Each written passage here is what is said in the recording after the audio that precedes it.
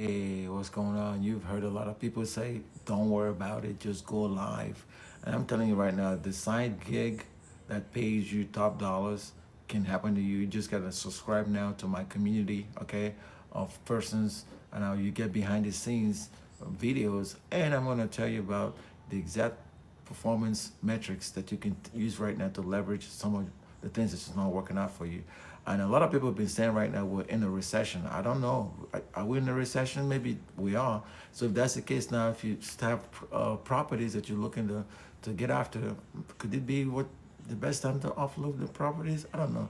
It could be cars. It could be automobile homes. It could be boats. It could even be your house. I don't know. So if you're looking to make those kind of decisions right now, you may start thinking, well, if we're in a recession, what are we going to do about it? At one point, are we going to then start thinking that, hey, it might be a good idea to just get rid of some of your assets? I watched a couple of videos from some folks that I follow on a different channel, and they've started, all making plans to basically get rid of their vehicles. And I'm like, you know what, me being a vehicle kind of guy, exotic car guy, I already got rid of one of my vehicles in preparation for what people are saying that it's a recession. You seen what happened to the consumer price index the other day for the month of July. You've seen how many people lost their jobs and unemployment rate.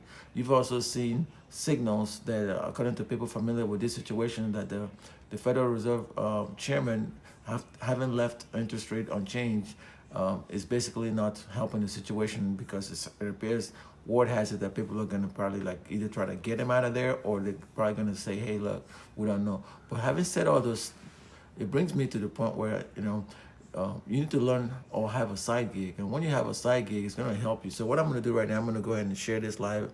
And I'm going to hope when you come to this live, you do the same thing, you share, get other people involved, okay?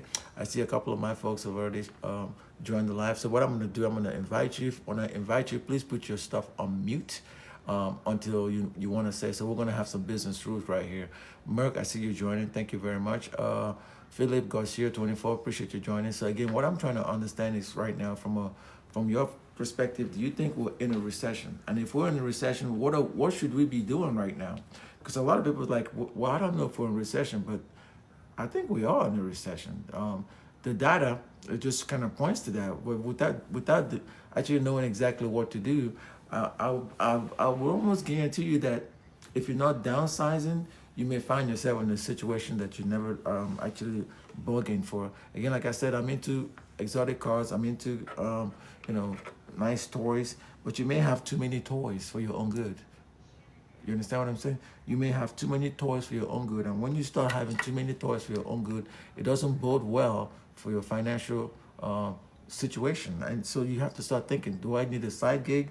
If you need a side gig, then what kind of a side gig are you going to be looking to get? And I've been sharing this kind of information for quite a while. I've been telling people, hey, look, this recession is going to come, and it's going to come real fast. And when it comes, you're not going to know what to do. If you haven't been preparing for it, it's going to be like this Northern Lights right here. And I've been saying this is not just what I've been talking about. Okay, the data piece of it is what most people think they understand. But if you allow me right now to illustrate that this data that you see right here, the code to get the data from one point to another, and you being able to read it, for example, from a ledger perspective, can change dramatically how you see yourself in the next coming years.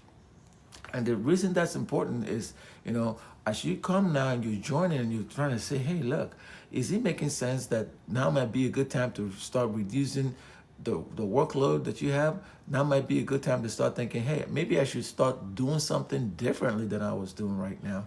And because you start thinking that way, it might actually help you become more of a person. So I'm going to keep inviting people. When I invite you as a guest, we're going to have to talk about this particular stuff that's going on right now. So I appreciate you coming to the live. But here's the thing. Do you have an idea for a side gig? Because if you do, now might be the best time for you to leverage a side gig. Okay, I don't know where you are, if you're already looking at what the market is, if you're looking at the fact that they're firing all these federal workers, and some of these federal workers don't have another job. And I've been talking about that, the folk reskilling. This is just a guide for laid off people, and it doesn't have to be a federal guide. So just a little bit about me. So I've been have 20 years. I'm a 20-year old of a certain place where I serve as a finance officer, and also a program analyst. So I use most of those experience from the corporate world to say, hey, it's time to basically chart a new course. Okay, so now during this time, I've successfully transitioned as an officer, and then into the civil service. And right now, I don't know, I may get laid off or something, but I've been prepping myself for such a situation. And so I put together this, the Fork Reskilling Guide, and that's how my whole thing came about with my channel. The Fork Reskilling is saying, hey, look, you can actually reskill in the midst of chaos, okay? You can reskill in the midst of chaos. And the reason that's very important is if you find yourself in a situation where you don't know what to do, for example, right now, a lot of people are just sitting there and they don't know for a fact that this thing right here is already happening. I've been warning about this for quite a while. I warned about this a few years ago, but nobody was listening. And such a time was going to come when you don't have any other options but to learn new skills. And say, for example, you don't know where to put your, again, this is for educational purposes only. I'm not giving you any financial advice. Thanks for joining. Do me a quick favor, tap my nose and share. I already shared. It's your turn to share and keep the sustain lights going. So there might be some opportunities for growth. And what are these opportunities? When I say you can, get a side gig, have you ever done what you call cold calling your family and friends, maybe, and bounce some ideas? Okay, tell them, hey, I found a best-selling product, for example, and you're asking questions. You write down what they think about those ideas, because I'm telling you, sometimes, even though your friends and family could be your worst enemy, sometimes they're your best test subjects. What do I mean by that? You can run an idea through them, and you get in this side gig. Waker, I see you. Thank you for joining. Getting this side gig could actually be something that might be instrumental in you getting to your next step. Okay, so remember that. So those, I call those growth opportunities. Then you can also create a survey of prospective ideas. So for example, if you think that you can sell more pizza than your neighborhood competitive local pizza joint, then you can say, hey, look, I'm gonna give away free samples of pizza that I made in my kitchen, right? So if you made some pizza in your kitchen, then, and you're able to kind of like give it away and get some ideas from what people like about it or do not like about it, then you can use that as a tool to refine your pizza development process. Okay, so another one that you can think of is you can basically ask this question, and if you have something to write, just let me know. You can tell them, hey, I'm working on researching the impact of using, in my case, I use podcasts to do my stuff.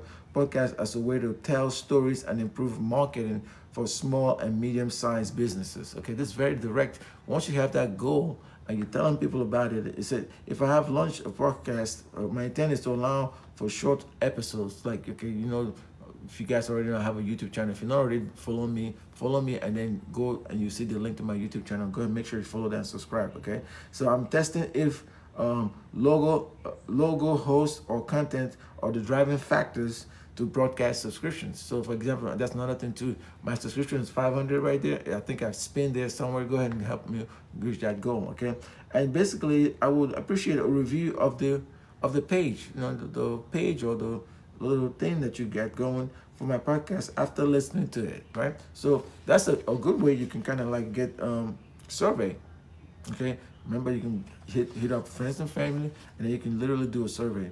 Okay, so another thing I wanted to tell you about with anything dealing with business, you got to come up with what? A business plan. A business plan. Giddy up. Thank you for joining. I see you. Thank you. You come up with a business plan, and what does that mean? It begins and ends with one thing: a plan. I'm going to say that again.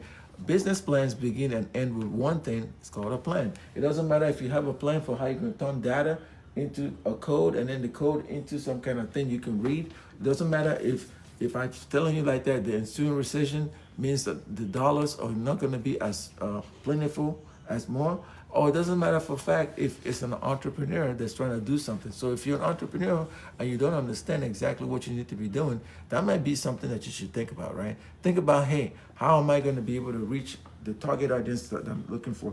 And is that target audience actually going to look at me when I tell them something that they've never seen before? Are they going to come and say, hey, I don't understand why this guy's thing looks a certain kind of way. It's kind of making me feel like I cannot get the best angle to be able to explain what I'm doing. But People like, oh yeah, put a light. It don't matter. Just watch for a little bit. Yeah, no, doing all that. So does it mean then that when you set up a studio to do podcasting, that your podcasting may be impacted because you're not telling people, the right information, or could it be because you don't know how to explain this stuff? So whatever they're telling you right now, I think you need to be thinking about that. You need to honestly be thinking about it. If you're an entrepreneur and you have a plan, it's one thing to have a plan though from an entrepreneur's perspective, but it's another thing to act on your plan. So I cannot overemphasize the importance of acting on your plan. So what does that mean? Earlier I had a goal of about 500 people to subscribe, and then I created a video that had like parody. You guys know section 106 of the copyright law allows you to do what's called free use commentary. So if you're telling me that I cannot subscribe or can have people subscribe due to a parody that I made, that means, for example, this particular platform is violating freedom of speech, and it's also violating the parody that's allowed within section 106 of the copyright law. So I hope from a business perspective that is not hampering free trade, because that's something I could basically say, hey, I'm going to file a complaint with the copyright office saying that this particular platform was stifling competition. And again, from a small producer, there's also things dealing with what I look like that you may be actually violating the Civil Rights Act of 1964. Okay, again, these are all just things that you can kind of use to test. You may be testing the market to see what works or what doesn't work. So the next thing I'm going to need you to do is learn how to build a customer list. What does that mean? You build a customer list. It's very paramount to running a business. Okay, some people buy lists from vendors. Okay, so for example, if I'm saying, hey, check out my subscription, join, I'm trying to say build my customer list, right? So once I build that customer list, I can then use it to maybe reach out to these customers and tell them about some of the products and services, perhaps the online consulting, one-on-one coaching that I do. So that's another way you can kind of use that to do that. So you probably already know that but it's worth repeating. Nobody will help you unless you help yourself. Okay, this is all some good nuggets within this book right here that I put together, again, because anticipating there's going to be a recession. We're smack in the middle of this recession. It may be a soft landing recession, but it's actually going to be a huge recession, because again, this book is available. Go ahead. In fact, what I'm going to do at the end of this live, I'm going to leave a link somewhere in the description of the live below so you can tap into it. Okay, I'm not just saying this because I like saying stuff. I just like to help people out. Okay, so the key takeaway is I recommend registering a business even if you're not ready. What kind of business? That's going to be your goal. It's not my objective to tell you what kind of a business you need to be registering, but I know for a fact right now, when you register for a certain kind of business, you get more leverage, if that makes sense. You may say, well, I want to register for a business that I don't have to spend money. But I'd like to tell you one thing, okay? Spoiler alert, you're going to spend money to make money. Again, you're going to spend money to make money, because a lot of people are sitting around there thinking, oh, I can do whatever I want to do. Thank you for joining, Mario. Thank you. I see you. Appreciate you. Who's this again? Thea, the RN. Thank you, JD. I see you. Okay, let's go. Who is here ready to level up with themselves? Who's saying to themselves, you know what? I know exactly what this guy is talking about, because I've seen him in action. I've seen him saying he wrote this book, and the book is valid. He wrote this book before the recession. He wrote this book and he's been warning about this stuff. He's been saying, hey, look, right now it's time to actually start leveling up with yourself. I told you about opportunities for growth. So now the ensuing recession, which is the name of this book, is telling you that you need to devote time for one accountability call per month. Remember when I told you about coaching? If you're able to subscribe to my channel or my program, my community, and you devote to one accountability call per month, that shows that you're taking action for yourself. You're actually trying to do something for yourself. You're not trying to do it for me.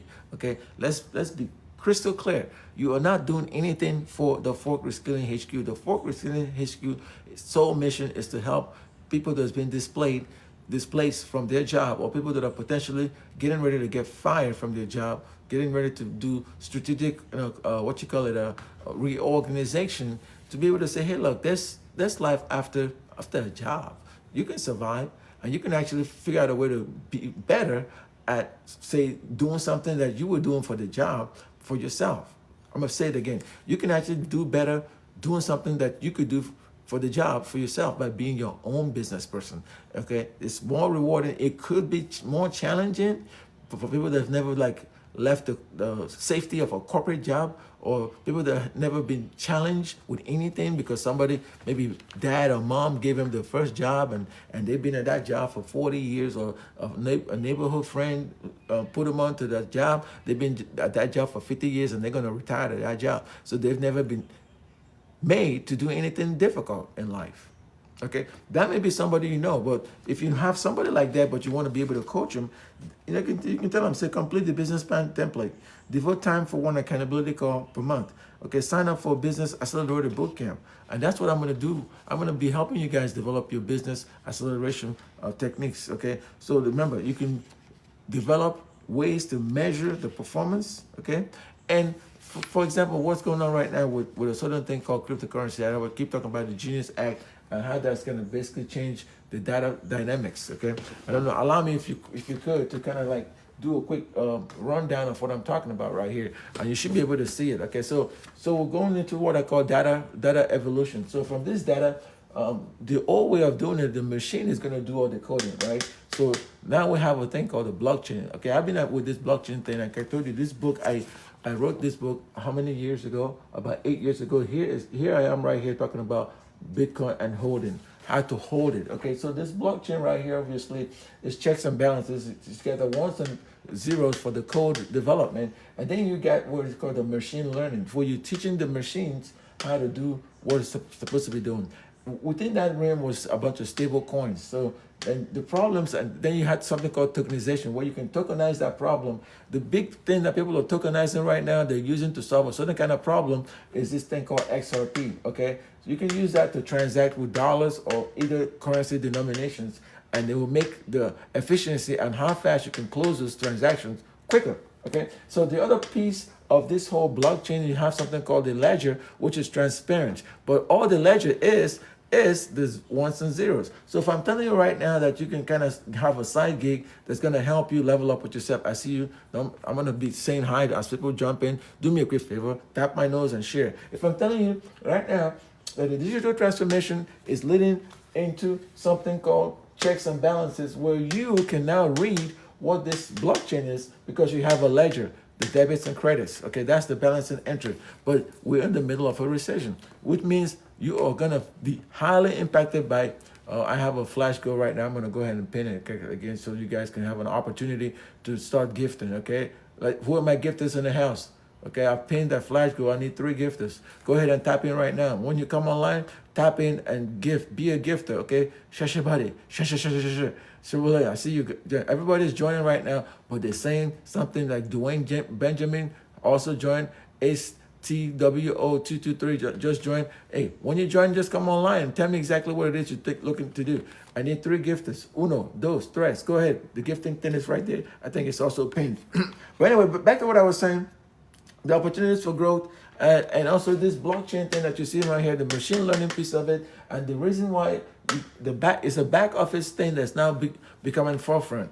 The reason it's becoming forefront because you got this Genius Act that was put into and signed into law. I think it was July 18th, 2020. No, it wasn't July 18th. It was actually July 4th. It was voted on and put into law July 4th.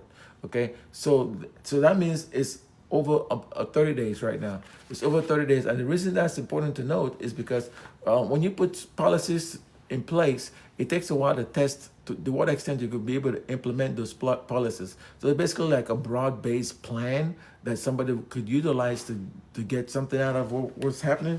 But like I said, in those days, Bitcoin is the new hold ill standard.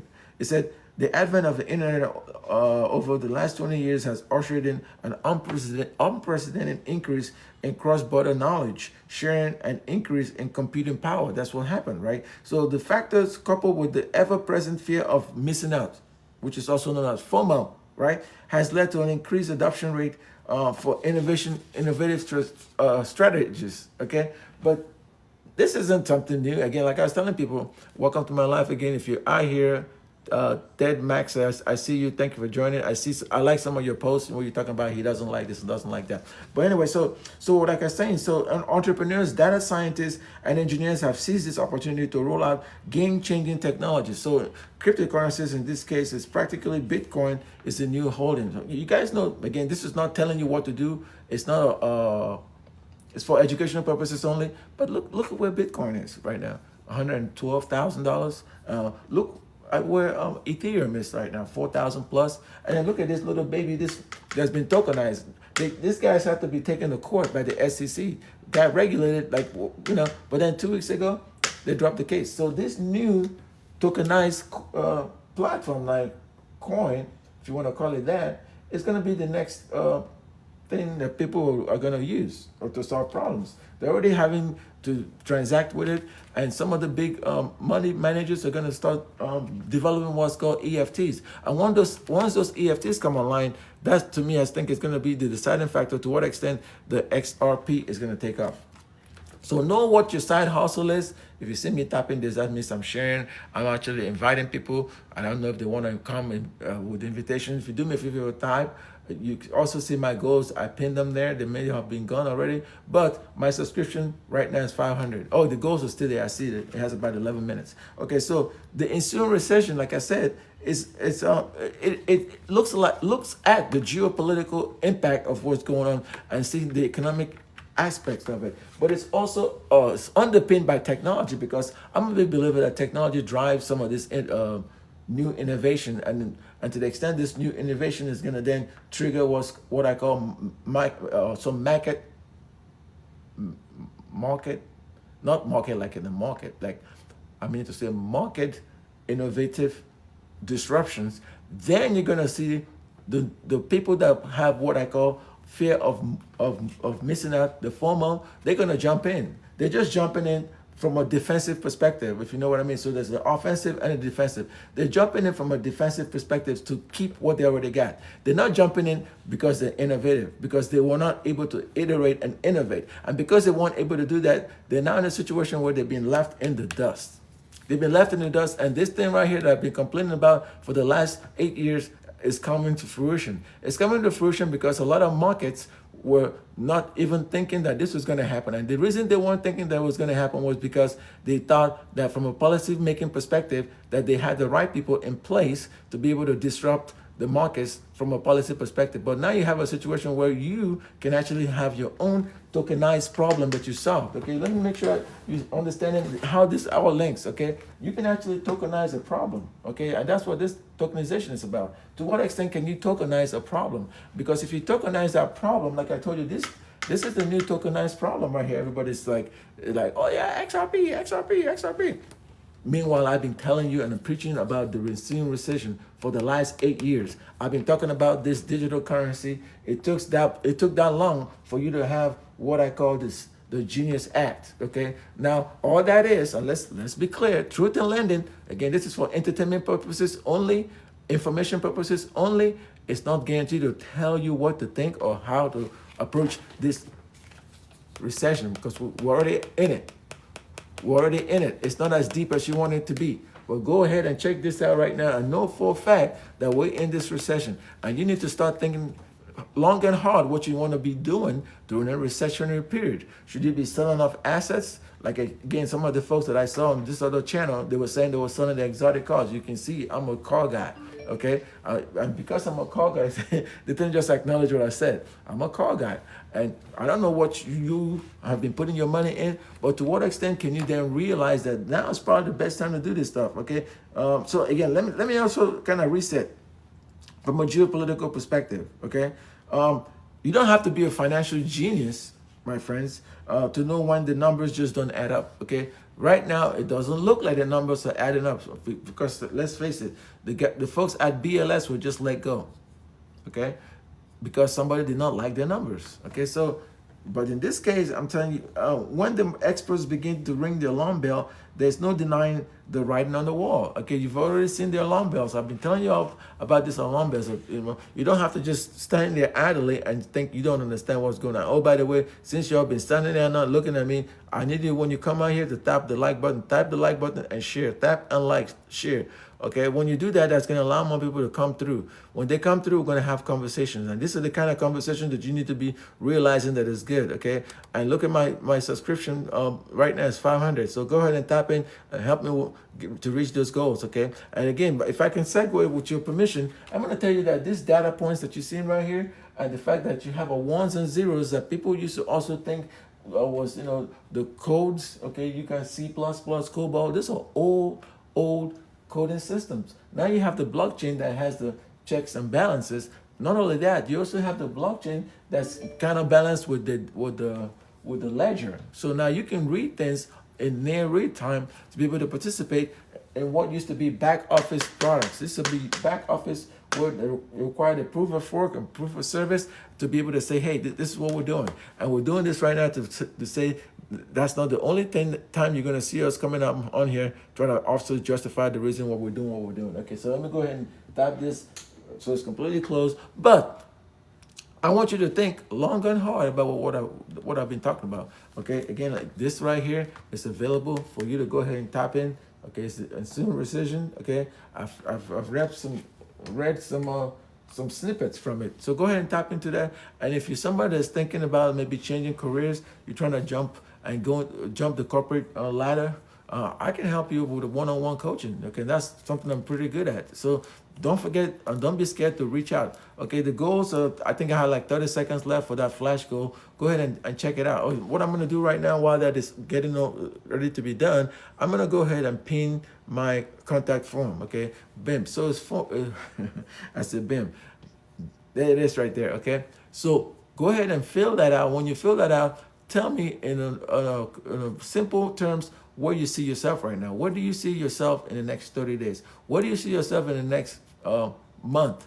Where do you see yourself in the next 60 days? And then where do you see yourself in the next 90 days?